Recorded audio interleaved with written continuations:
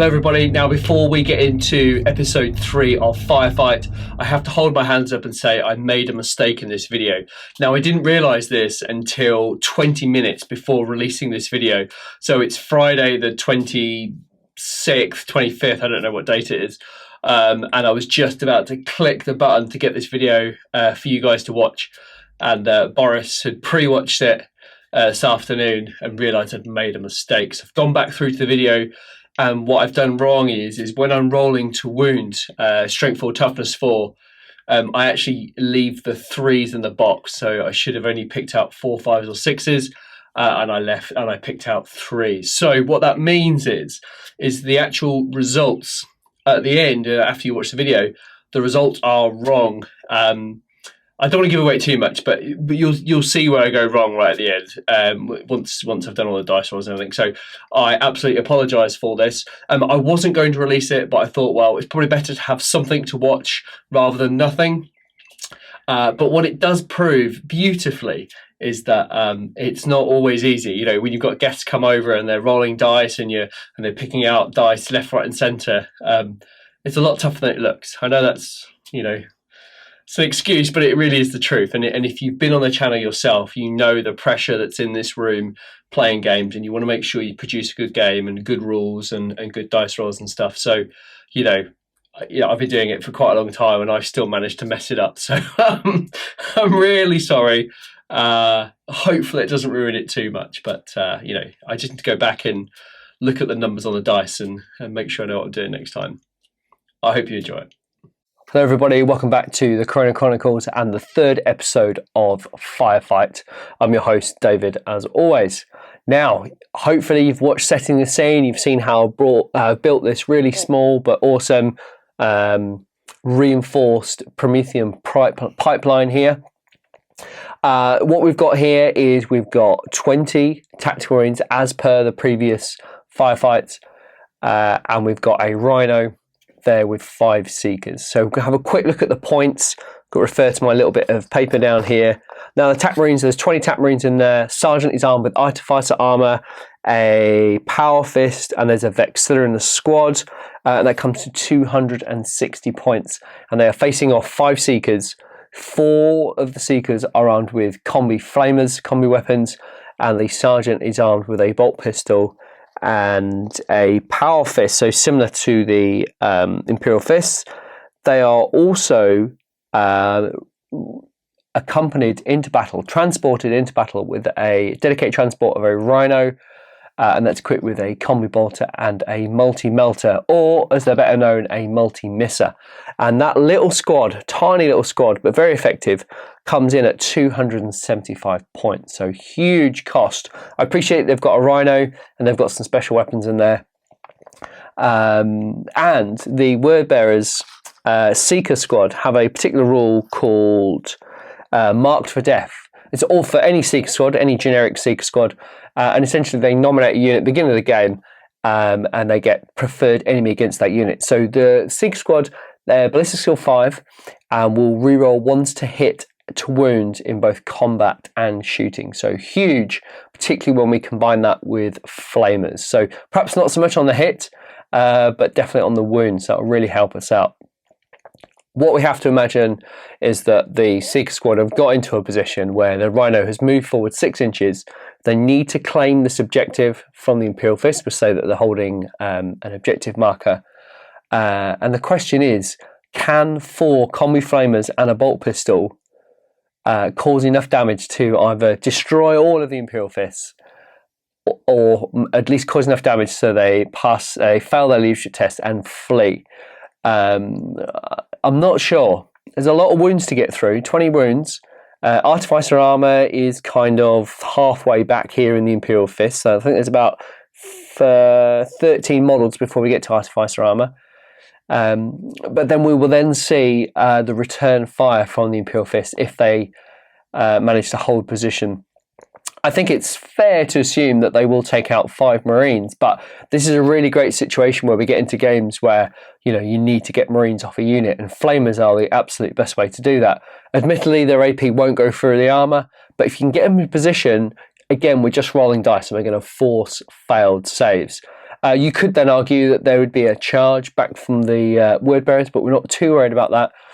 And again, if we were playing a normal game, you might want to tag this in with some artillery firepower from the word bearers, or reinforce it with a dreadnought, and that will most certainly tie up the Imperial Fist, if not destroy them, if coupled with a close combat dreadnought. Who knows? But in this instance, we just want to fire some bolter shells at the word bearers and see if they can hold out. All right, so let's get into it. So first of all, we will do the word bearers because they have moved into a position where they can bring their flamers to bear. And I see this quite often. A lot of people, they will choose to fire the Rhino first rather than the flame weapons. Don't do that, of course, because we need to get rid of the shorter range weapons first and then fire the longer ranged. And particularly with template weapons, as we all know and love, you need to just maximal the fire underneath it, or get as much as you can. So I have seen it in the past where the Rhino's fired first and the template weapons are fired after. We're obviously going to do it in the correct order. So I'm just going to quickly offer the template up and get as many Imperial and Refreshed Marines under as possible. Now I've taken care to make sure that I'm not firing through the word bearers, so they're all in a position where they can bring their flamers to full effect, and they have advanced the full 6 inches from the edge of that transport. So it's really important to get those flame weapons to bear. So if I just quickly do this, so always trying to maximize. I go from the base. 1, 2, 3, 4, 5. This next one's huge. 2, 4, 6, 7. So we've got 13 so far. 14, 15, 16, 17, 18, 19. And then at the back here. Not so many at the back here, but we'll get a few. 19. The maximum we can get is 3.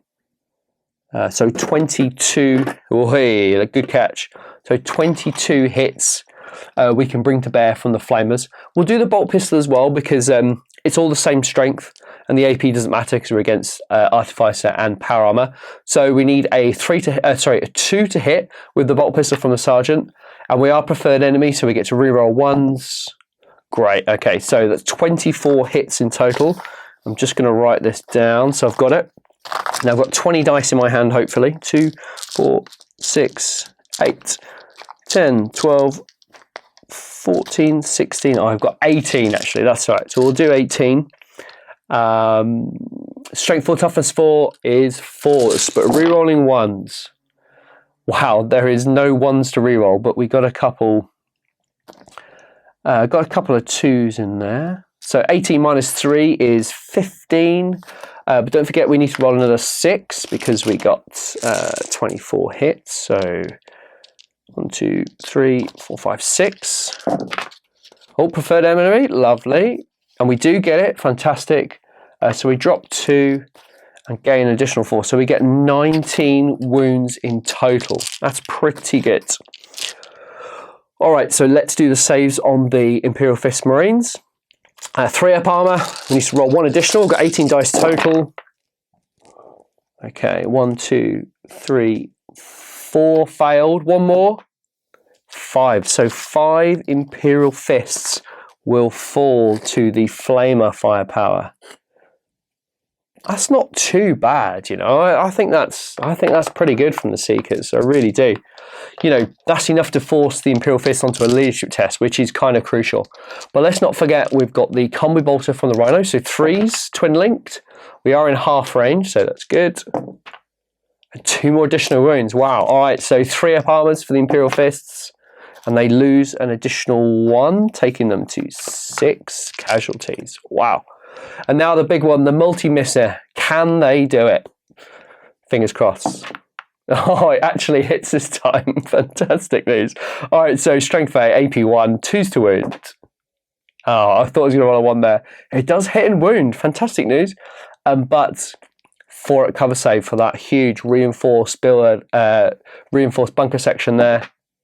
And it actually works. Fantastic news. Okay, so great work from the Imperial Fist. But they lose 6 Marines. Wow, wow, wow. Pretty impressive, I think. They will require a leadership test, so let's see what happens. 9 or less. Oh, just. They passed on an 8, which is fantastic, because what we want to see is that return fire from the Imperial Fists. We're now going to see what the Imperial Fists have in reply of that devastating firepower from the Word Bearers. There are 13 Marines left. They will fire Fury of the Legion. They've stayed stationary, which is great, and they have bolt weapons. So 13 Marines times 2 because they're in rapid fire, so that's 26 shots, and then Fury of the Legion firing twice, which gives us a total of 52 shots, which is amazing. The Sergeant will add his firepower with this single bolt pistol. He'll fire that twice, which will give him 2 additional shots, taking the total to 54 bolt shots. Bolter shots and bolt pistol shots from the Imperial Fists. Now, of course, they have disciplined fire. They hit on 2s. We'll roll the first 20. I've managed to recover 2 dice, and we are hitting on 2s. So the first 20, and there are 4 misses. So write this down as I go. Sorry, 5 misses. 20 takes us to 5. All right, the next batch of 20. See what happens there. Wow, only dropped 1. That is huge. So we've fired 40 bolt shots. Need to take 6 out of this. 2, 4, 6. Now leaves us 14 more bolt shots. Wow, only dropped 2. That is unbelievable. So in total, 5, 6, 7, 8. From 54 shots, we've only lost 8 shots from there, which is unbelievable. Yeah, 8. So we're left with 48 shots left. All right, so let's do this. I've got 20s. We're now going to wound on 4s. Here we go. This is where it falls apart. 2, 4, 6, 8, 10, 12. So from the first 20, we've got 12. Not bad. Next, 20. Ooh, not so good. 3, 4, 5, 6, 7, 8, 9, 10. Yeah, not amazing. But not bad though. Still a hail of bolt fire coming in, isn't it? So now we just need 8 dice. 2, 4, 6, 8. Strength 4, toughness 4. That's not bad. All right, so 2, 4. They managed another 6. 6. Let's quickly count that up. We've got 18 wounds to save. Wow. I mean, that is really good. That should be enough to wipe this squad out. But what we have to bear in mind is that the third model in is the Sergeant with Artificer armor. So this is where it gets really painful, and I'm sure you've seen this in a lot of your games where you're having to look out cert, you've got to do 2 at a time, then a Marine dies, and you've got to do 1 at a time or 5 at a time, whatever. It is a bit of a pain, but I don't know your thoughts on this, whether you would just rather roll the whole load of dice and then separate them out after, but we've got to do it the way it says. So we've got 18 wounds, and we've got to do 2 at a time before we get to Artificer armor. I think I'm not going to look out cert, and I'm going to tank them because it's the only way they'll stay in the fight.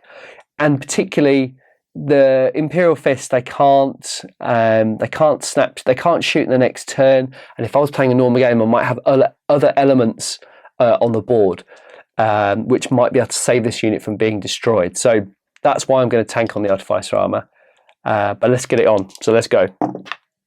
Okay, so 1 failed, 1 Word Bearer dead. Next, sorry, 1 at a time now. Sorry, so passed. 1 at a time, passed. It's very tedious, I know. Happens all the time in games. 3 up, passed. Wow, they're doing really well. Oh, it's okay, so he does die. We're now on to Artificer armor. I am going to roll these all at a time now because, no, I can't, sorry. Let's carry on. 2 ups. The Sergeant fails on the first one. That never happens. All right, so now we can just roll 3 ups. Look at that, and the Imperial Fist do it. Just to spare though, only the last 2 killed the 2 Marines off. Wow, wow, wow, wow.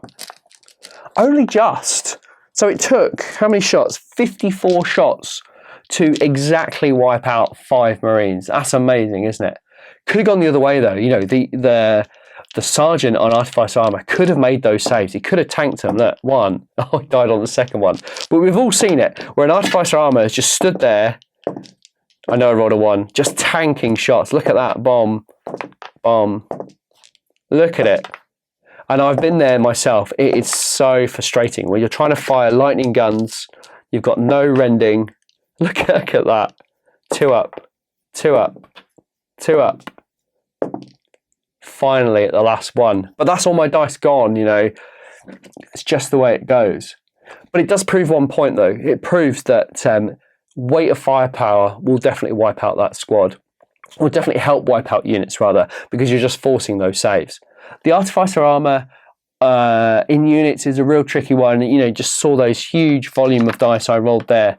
And it's all situational. Sometimes you'll roll that 1 and your sergeant will die the first roll, or he'll tank 15 shots and then maybe die or not die at all. You know, it's crazy the way it goes. All right, a mighty display there from the Imperial Fist. So good on for taking out the word bearers. Now, a lot of you will ask me, well, you know, you can do dice rolls now. You've got a top-down camera. Why aren't you doing more dice rolls on camera?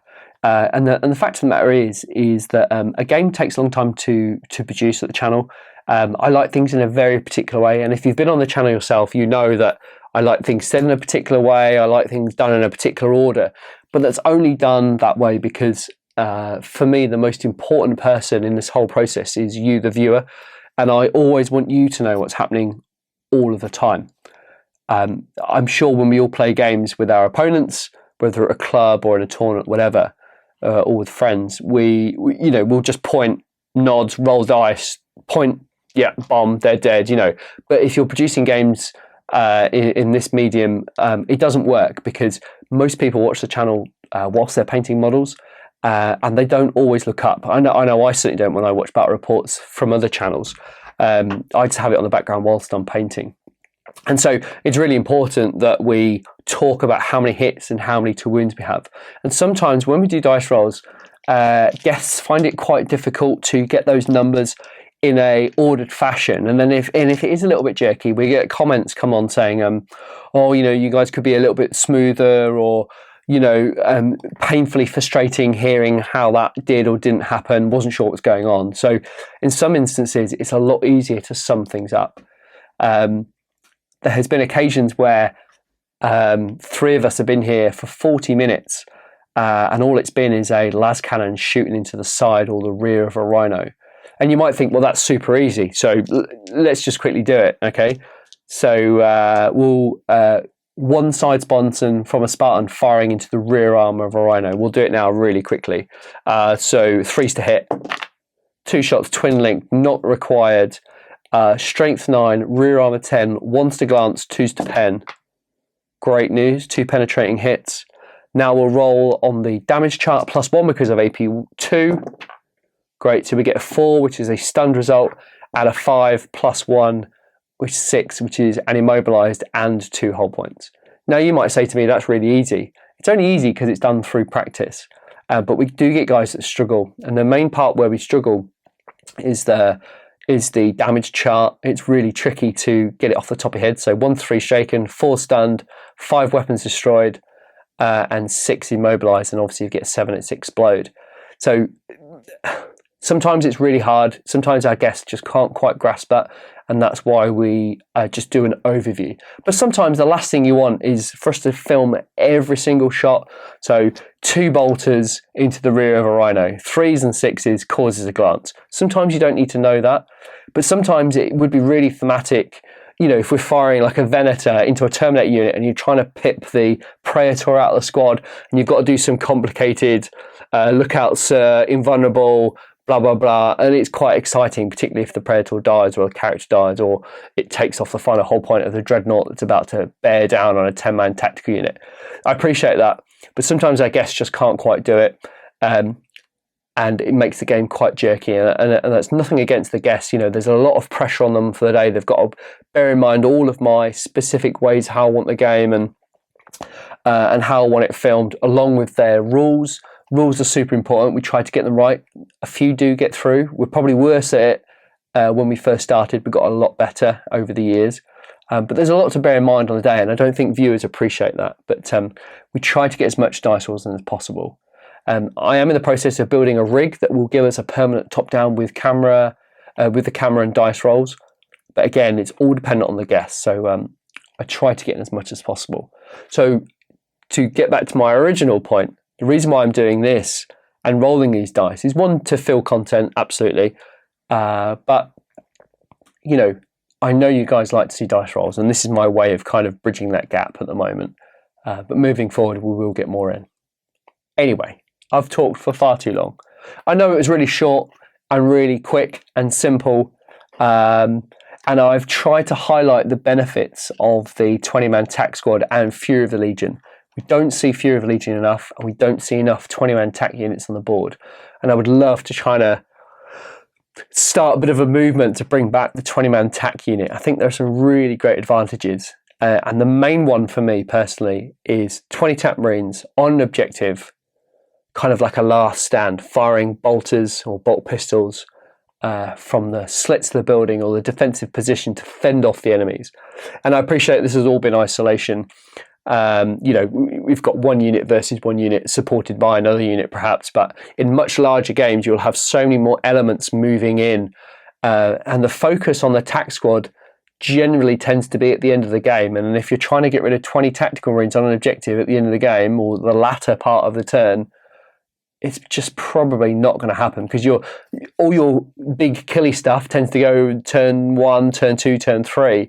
And then if you're relying on bolters to take down 20-man tack Marines, it's just not going to happen. So they really are a hardcore unit that can survive the game if you use them right and put them in the right place. So hopefully I've demonstrated that. I think the next firefight we're going to move on to some vehicles, and I'm going to build a slightly different board. I'm going to build more of an elongated board, maybe a 3-foot board, 12 inches wide, just to show you some narrow builds, but I'm going to do some Venators against various vehicles and some other bits and bobs. But the bolters might make a return, but we're going to move on to other units now. Bearing in mind as well, I'm obviously only restricted to the units I've got. I've got the Thalax from my Mechanicum army, I've got the Iron Hands from my Challenge the Channel army, and then obviously I've got the stuff which Dan Porter has given the channel for the next few months to tie it over. I would love to do destroyers and all this sorts of thing, but I just don't have the models, and I don't want to start saying, oh, that's a destroyer Marine with a jump pack and a Volkite. You know, I don't want to do that. So hopefully that's been fun for you. It's been great fun for me. I love rolling those dice, and those 20 tack Marines did a really great job on the Word Bearers unit. If you've got any questions or comments, please email me direct. It's david@thigocchannel.com, or leave them in the comments below, and I will try and answer those questions as fast as I can in the end of month roundup show. There's been a load of questions through, so I'll try and answer them as best as I can, and hopefully I'll see you in the next one.